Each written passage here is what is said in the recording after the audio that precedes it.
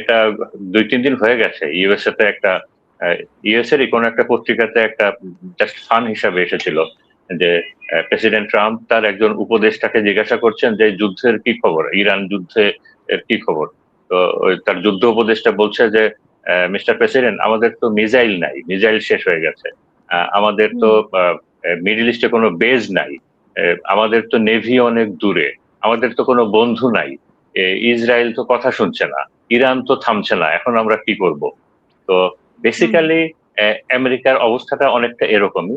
তাকে এই যুদ্ধটা শেষ করতে হবে, সে আর কোনোভাবে এটাকে টেনে নিয়ে যেতে পারছে না।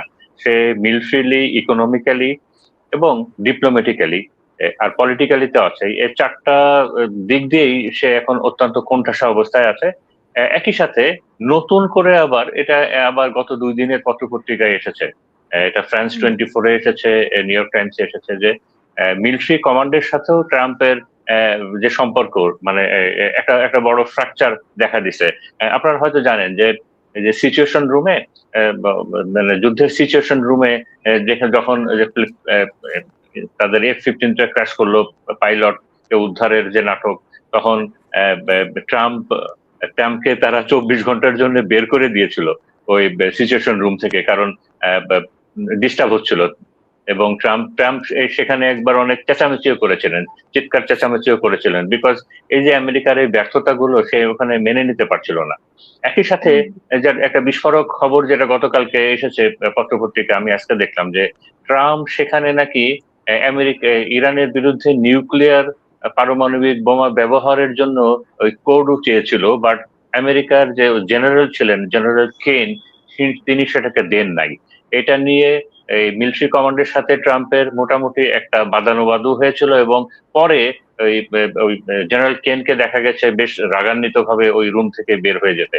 এবং পরে হুম। এটার একটা ডিটেলসও এসেছিল যে শুধু জেনারেল কেন না, ওখানে আরো 5-6 জন জেনারেল ছিল, তারা কেউই এটার সাথে একমত না যে এই এই এই নিউক্লিয়ার কোডটা এটা ট্রাম্পের হাতে দেওয়া হোক, অথবা আমরা নিউক্লিয়ার ব্যবহার করব। এবং যেটা আমি শুনলাম যে সেখানেও আমেরিকার সিনিয়র জেনারেলরা নিজেদের ভিতরেও তারা মিটিং করেছেন, এবং তারা বলেছেন যে এই যে যুদ্ধটা হচ্ছে ইরানে আমেরিকার সাথে, এই যুদ্ধে আহ, ইরান আমেরিকার জন্য কোনো হুমকি না। মানে হুম। ইরানের কারণে আমেরিকাতে বসবাসরত আমেরিকান নাগরিক কোনো ধরনের হুমকির সম্মুখীন হচ্ছে না। ইরান আমেরিকাতে কোনো বোমা বর্ষণ করবে, ড্রোন অ্যাটাক করবে, অথবা আমেরিকাতে কোনো ধরনের গ্যাঞ্জাম করবে, এ ধরনের কোনো সিমটম আমরা পাচ্ছি না। তো এরকম হুম। একটা কারণে আহ, আবার একই সাথে যুদ্ধটা বেসিক্যালি ইসরায়েলের, যেখানে আমেরিকা জড়িয়ে যুদ্ধ করছে।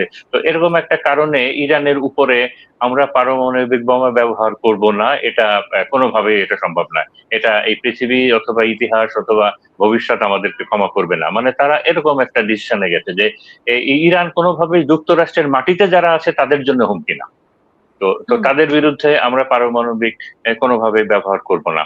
তো তো এ কারণে বোঝা যাচ্ছে যে এই যে একটা মিলিটারি স্ট্রাকচার, যে একটা মিলিটারি মানে কমান্ড স্ট্রাকচার বলবো আমি, যে মিলিটারির সাথে, গ্রাউন্ড মিলিটারির সাথে ট্রাম্পের প্রশাসন, আমি আমেরিকান প্রশাসন বলছি না, ট্রাম্প প্রশাসনের কথা বলছি। আর হুম। একই সাথে নতুন করে আবার যেটা আমি গত পরশুদিন দেখেছিলাম, আজকে এটাকে আবার একটু ভয়াবহ আকারেই দেখছি যে ভাইস প্রেসিডেন্ট মিস্টার ভেন্সের সাথেও ট্রাম্পের একটা একটা মানে বড় সম্পর্কটা অত্যন্ত বেশি খারাপ যাচ্ছে। যে অনেকেই বলছেন যে আহ, আপনার এই ভাইস প্রেসিডেন্ট উনি মানসিক ভাবেও একটু বিপর্যস্ত হয়ে গেছেন, কারণ এই যে ট্রাম্পের ভাইস প্রেসিডেন্ট হয়ে এই সময়ে এরকম একটা মনের বিরুদ্ধে, বিবেকের বিরুদ্ধে উনি এই বিষয়টা মেনে নিতে পারছেন না। তো অনেকে বলছেন যে উনি কি করবেন, উনি কি বিদ্রোহ করবেন নাকি পদত্যাগ করবেন, মানে নাকি হুম। কি করবেন। মানে অনেকে আবার তাকিয়ে আছেন ভাইস প্রেসিডেন্টের দিকেও। তো হুম। এই এই ধরনের বিষয়গুলো এখন চলছে। তো এইরকম আবার একই সাথে এটা আজকে আজকে নিউজ পেপারে আমি পেলাম এটা যে হুম। ইউএস নেভি এবং এয়ার ফোর্স নাকি মোটামুটি ট্রাম্প প্রশাসনকে একটু সতর্ক করে দিয়েছে যে ইরানের সাথে যুদ্ধটা হালকা হবে না। বিশেষ করে F-15 এবং F-35, মানে এটা তো আমেরিকার গর্ব, তারা তো এটা নিয়ে গর্ব করে যে এই দুই বিমানকে তো কোনোভাবেই দেখাও যাবে না, আর মাটিতে তো ফেলা যাবেই না। এই F-15, F-35 এর মতো বিমান যখন ইরান তাদের নতুন সিস্টেমে এই দুটা, এই বিমানগুলোকে যখন ধ্বংস করতে পেরেছে, তখন তারাও একটু ভয়ে আছে। আমেরিকার যে নেভি এবং এয়ারফোর্স তারাও একটু ভয়ে আছে, যে এবং যে ইরানের মাটিতে যে বিমান আগের মতো সেই বীর দর্পে যে বোমা বর্ষণ করে আসবে, মানে ওই সিচুয়েশনটা এখন আর নাই।